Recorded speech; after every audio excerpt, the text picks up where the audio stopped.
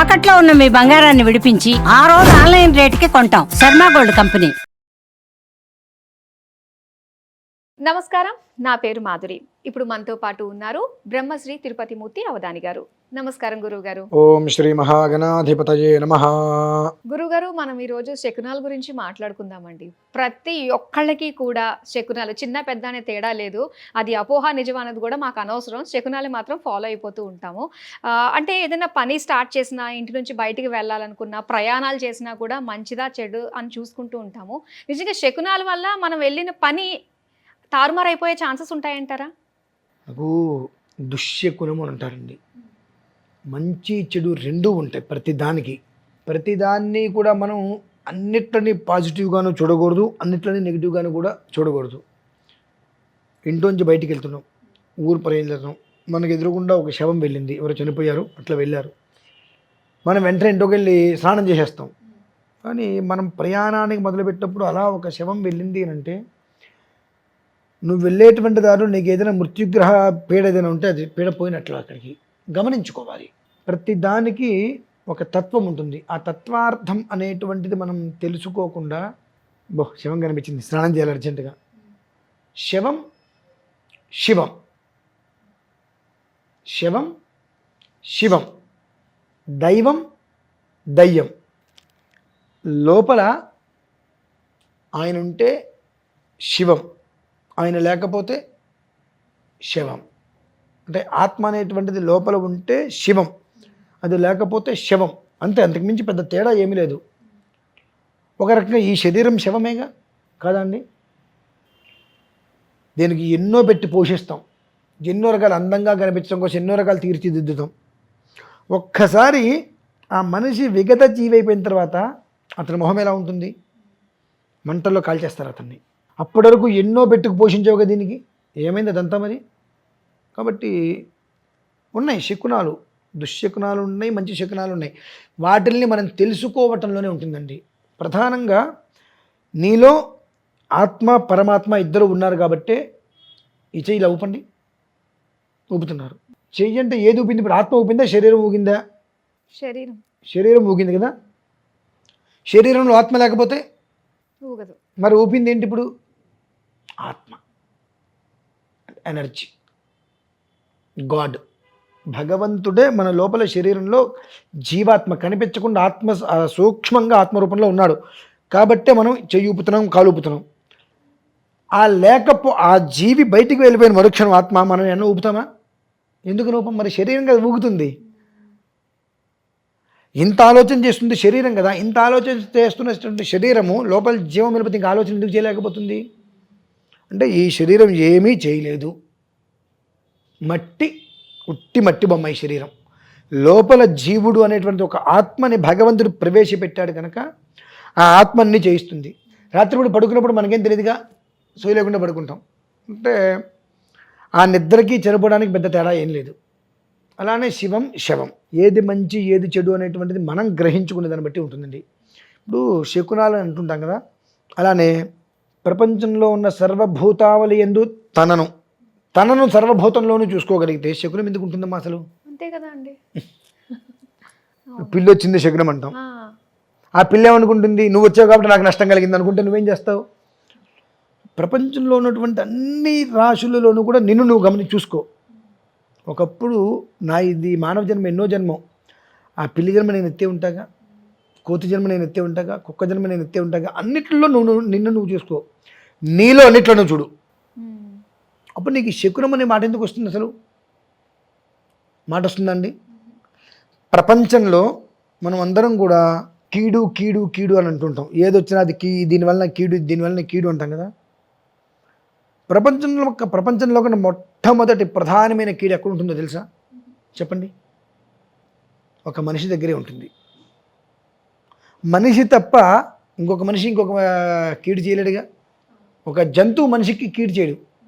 ఒక మనిషికి కీడు చేస్తాడు, జంతువుకి కూడా కీడు చేస్తాడు. కాబట్టి ఎక్కడి నుంచో ఏదో చేయటం వల్ల మనకి ఏదో కీడు వస్తుందని కాదమ్మా. ఆ కీడు అనేటువంటిది ఆ ఆలోచన రూపంలో మన దగ్గర సంప్రాప్తం అయిపోయింది. ఆ ఆలోచనే ఆచరణలో ఆ కీడుని లాక్కొచ్చుకుంటుంది. అంతే. నాయన అటు వద్దు అంటాం, తాగేటుంటాడు ఆయన, తాగద్దు నాన్న అంటాం. నువ్వు నాకు చెప్తావా? మంచిగా ఉన్నప్పుడు రేపటి తాగకూడదని వాడే అంటాడు మళ్ళీ. ఏంటంటే నిన్ను నువ్వు స్థితప్రజ్ఞతగా నిలుపుకోలేకపోతున్నావు. అంటే నీ మీద నీకే ప్రజ్ఞత లేదు, నీ మీద నీకే ఒక స్థిరత్వం లేదు. అటువంటిది శకునం అనేటువంటి పేరుతో వేరే దాన్ని నువ్వు ఎలా హింసిస్తున్నావు? First of all. అలానే పూర్వకాలంలో ఎడ్ల బండ్లు వాటి కింద ప్రయాణాలు చేసే ముందు నిమ్మకాయలు పెట్టి తొక్కిస్తూ ఉంటారు. ఇందులో ఒక సిట్రిక్ యాసిడ్ లాంటిది వస్తూ ఉంటుంది. ఎందుకు తొక్కిస్తారు? ఈ బురద, అంటే ఎక్కువ దూరం ప్రయాణాలు చేయాలి, ఈ బురదలో వాటిలో మనం అవి ఎడ్లు వెళ్తూ ఉంటాయి, వాటి గిట్టలు కడగచ్చు కడగకపోవచ్చు, పురుగు పుట్ర అవన్నీ వచ్చి గిట్టలు దెబ్బతింటూ ఉంటాయి. కాబట్టి ఆ నిమ్మకాయ తొక్కి దాని మీద నుంచి నడిపించడం వల్ల ఆ నిమ్మకాయ రసం లోపలికి వెళ్ళి కాళ్ళలోకి వెళ్ళి ఆ పురుగులు వాటిని చంపేస్తుంది. అది ఇప్పుడు బల్ల కింద పెడుతున్నారు అవి. అంటే ఎందుకు చేస్తున్నాము అనేటువంటి విషయం తెలియాలి. మొన్న 2-3 కాశీకి రమ్మని అడిగితే మా వాళ్ళు, ఆ తల్లిదండ్రులు ఉన్నారని నేను కాశీకి రాకూడదు కదండి అన్నారు. మంచిది, శుభం. ఒక భయం. ఆఖరికి భగవద్గీత కూడా మనం చదువుతున్నప్పుడు వింటున్నా కూడా లేదు, చనిపోయేటప్పుడు మాత్రం చెప్తున్నా. అదే అంటున్నాను, శుక్రాలంటే తయారైపోయాం మన వాళ్ళు. కాశీ తల్లిదండ్రుల వాళ్ళు కాశీ రాకూడదండి. ఎవరు చెప్పారంటే మా వాళ్ళు. మంచిది, శుభం. కానీ ఇలాంటి చాలా అపోహలు ఉన్నాయండి. అసలు ఉన్నవన్నీ అపోహలేనండి. మనం బ్రతికేదే అపోహలు, నిజంలో బ్రతకట్లా. అన్నీ అనవసరమైనటువంటి సందేహాలు, అనవసరమైనటువంటి శకునాలు. భోజనానికి పిలిస్తే ఎవరినైనా మనం ఏ దొండకాయ కూర వస్తే దొండకాయ కూర తినకూడదని అంటారు. అంటే కాశీలో వదిలేశానండి అంటాడు. నాకు అనిపిస్తుంది కుక్కరికినే పెట్టి మొహం పగిలేటట్టుగా కొట్టాలనిపిస్తుంది. కాదా అండి అలా ఒకటి వదిలేసి రావడం అన్నది? కాయాపేక్ష ఫలాపేక్ష. కాయం శరీరం అండి. కాయం అంటే అందులో ఆ కాయంలో కోరికలను వదిలి రావాలి. అక్కడ చూడండి ఎంత ఎలా మార్చుకున్నావు మాకు తగ్గట్టుగా. మేము కాయాపేక్ష అనగానే నేను దొండకాయ వదిలేశానండి, ఫలాపేక్ష మామిడి పండు వదిలేశానండి అంటాను. నేను అనుకుంటా, చీ ఎక్కడ దొరికారా వీళ్ళు అనుకుంటా. అంటే ఏదైతే అనవసరమైందో దాన్ని పట్టుకొని, ఏదైతే అవసరమైందో దాన్ని తీసేస్తున్నారమ్మా. కాయాపేక్ష అంటే శరీరం మీద ఆపేక్ష. ఫలాపేక్ష నేను చేసి ఉండడానికి నాకు ఇన్ని రావాలి, ఫలితాలు ఇన్ని రావాలి, నేను ఇంత చేస్తా, నాకు ఇన్ని ఫలితాలు రావాలనేటువంటి ఫలాపేక్ష. అంటే కాయాపేక్ష అంటే శరీరం మీద ఆపేక్ష. ఆ రెండు కాయాపేక్ష ఫలాపేక్ష అక్కడ వదిలేసిరా. ఆయన కాశీ వెళ్ళిన తర్వాత కూడా నీకు ఎందుకు ఆపేక్షలు, ఇంకా అక్కడ వదిలేసిరా అంటారు మన వాళ్ళు. ఆ కాయ ఆ ఫలమే ఆలోచిస్తున్నాం, అవి వదిలేసేస్తారు. అంటే మనం 100% చేసేవన్నీ కూడా భ్రమలోనే. ఇది ఏది చెయ్యాలో తెలియకుండా, ఏది చేయకూడదు అర్థం కాక అనవసరమైనవన్నీ మన దగ్గర కూర్చొని చేస్తూ అవసరమైనవి మొత్తం మనం వదిలేసేయటం వలన మన కర్మ ఇలా కాలుతుందండి. ఏం చేస్తున్నాం మనకి ఎందుకు తెలిసి రావట్లా? చేస్తున్నదంతా రాంగే, చేస్తున్నది ప్రతి ఒక్కటి రాంగే. కాబట్టి మనం చేసేటువంటిది ఏది మనకి కలిసి రావట్లా. మనకు అన్నీ కలిసి రావాలంటే నువ్వు చేసేటువంటిది చేయి. నాకు కలిసి రావాలని నువ్వు ఫలాపేక్ష లేకుండా చేయి. ఫలితం పరమేశ్వరాధీనం, ఆయన ఇస్తాడు. కాబట్టి పిల్లొచ్చింది శకునం, పాము వచ్చింది శకునం, ఏగొచ్చింది శకునం, దోమ వచ్చింది శకునం. అసలు నువ్వే ఒక పెద్ద శకునం. ఇంతకు మించి వైధవ్యం కలిగిన స్త్రీ వస్తే శకునం అంటారు. ఇంకోటి అంటారండి అలాగే, అంటే ఒకే బిడ్డ ఉన్న తల్లి కూడా అదే అంటున్నా. ఎవరు చెప్పాడు ఇవన్నీ? వైధవ్యం కలిగిన స్త్రీ ఎదురొచ్చిందంటే శకునం అన్నావు కదా, ఆవిడని తిట్టుకున్నావు కదా.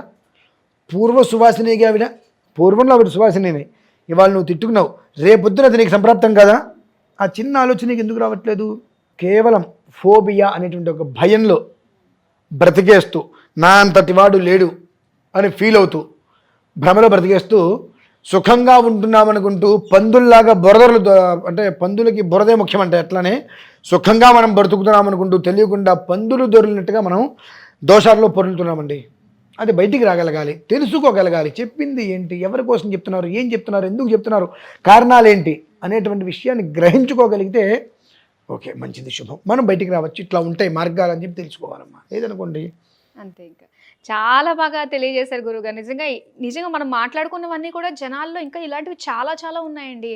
సో ఇలాంటివి, ఈ శకునాలు అన్నది బయట ప్రపంచంలో కాదు ఇక్కడ ఉన్నాయి అని చెప్పేసి మంచి మాటలు మాకు తెలియజేసినందుకు ధన్యవాదాలండి. చూసారు కదా, శకునాలకి సంబంధించి వాటి నుంచి వచ్చే ఫలితాల గురించి మనమే అనేసుకుంటున్నాం. ఇలాంటి చాలా చాలా అపోహలు ఉన్నాయి. ఇవన్నీ కూడా ఒకదాని తర్వాత ఒకటి అన్నీ కూడా బ్రేక్ చేసే ప్రయత్నం అయితే చేద్దాం. మరి ఇది ఇవాల్టి కార్యక్రమం. మరో అందమైన కార్యక్రమంతో మళ్ళీ మీ ముందుకు వచ్చేస్తాం. అంతవరకు సెలవు, నమస్తే.